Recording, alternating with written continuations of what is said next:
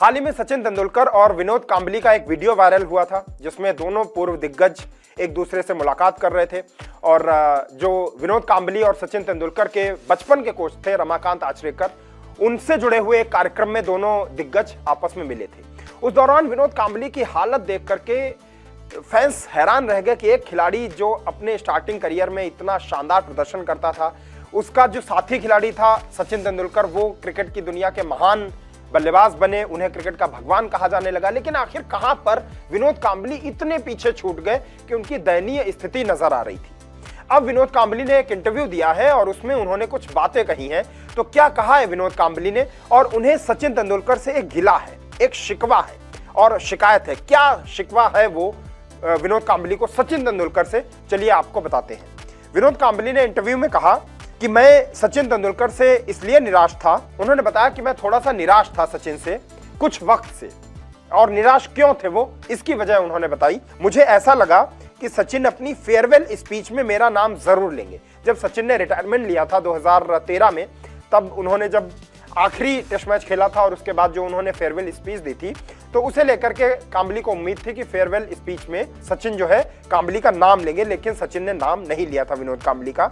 कांबली ने आगे कहा कि हमारी बेहतरीन साझेदारी को लेकर सचिन जरूर बोलेंगे, ऐसा मुझे लगता था, क्योंकि ये वर्ल्ड रिकॉर्ड साझेदारी थी और यही हमारे क्रिकेटिंग करियर का टर्निंग पॉइंट था।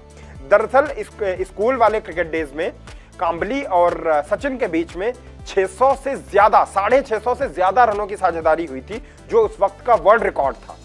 और उसी के बाद इन दोनों खिलाड़ियों को पहचान मिली, दोनों ने इंटरनेशनल क्रिकेट एक साथ खेलनी शुरू की, लेकिन सचिन तो लगातार बुलंदियों की ओर जाते रहे और विनोद कांबली लगातार डाउनफॉल की ओर बढ़ते रहे और उनका क्रिकेट करियर जो था वो सन 2000 में खत्म हो गया। तो आगे कांबली कहते हैं कि इसी साझेदारी के बाद लोगों को पता चला था कि विनोद कांबली और सचिन कौन है। मेरा भी इसमें हाथ था और हमारा करियर वहीं से शुरू हुआ था। मुझे ऐसा लगा था कि सचिन उसके बारे में जरूर बात करेंगे, लेकिन ऐसा नहीं हुआ। हालांकि ये पुरानी बात है और अब मैं ये सब भूल चुका हूं।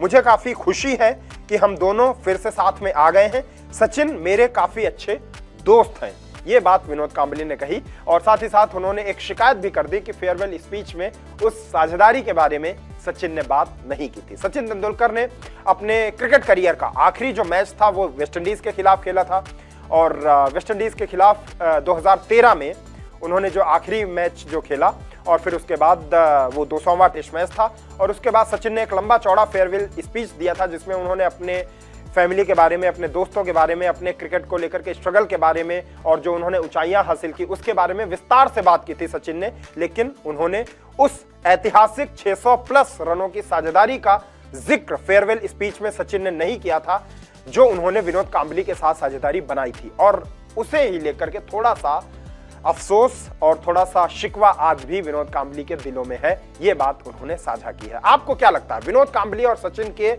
करियर में ऐसा क्या टर्निंग पॉइंट आया और कहां पर दोनों का करियर जो है एक दूसरे से जुदा हो गया और विनोद कांबली डाउनफॉल की ओर चले गए, सचिन तेंदुलकर जो है ऊंचाइयों की ओर बढ़ते चले गए। कहां पर आपको लगता है कि दोनों का करियर मुड़ा और करियर के किस मोड़ पर विनोद कांबली सचिन से इतना पीछे छूट गए, प्लीज कमेंट करके जरूर बताइएगा।